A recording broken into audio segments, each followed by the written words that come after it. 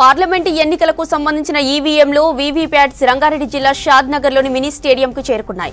Police security మధ్య ప్రత్యేక వాహనంలో 328 బ్యాలెట్ ఈవీఎంలు, 368 వీవీప్యాట్స్, 328 కంట్రోల్ యూనిట్స్ తీసుకొచ్చారు అధికారులు.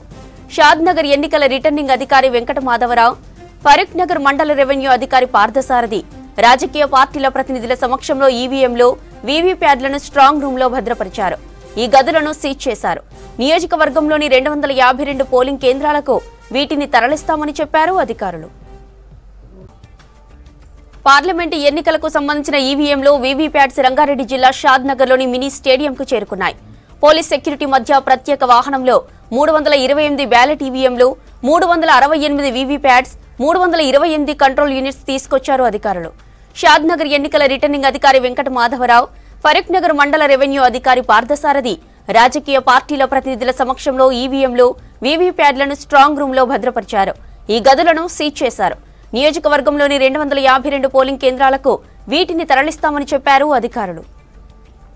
షాద్నగర్ అసెంబ్లీ సెగ్మెంట్ కి సంబంధించి వితిన్ 11 మహబూబ్నగర్ పార్లమెంటరీ కాన్స్టిట్యుయెన్సీకి సంబంధించిన ఈవీఎంస్ 263 పోలింగ్ స్టేషన్లకు గాను యాక్సిలరీ కలుపుకొని వాటికి సంబంధించి 328 బియులు, 328 సియులు, 368 వీవీప్యాట్స్ మనం రిసీవ్ చేసుకోవడం జరిగింది.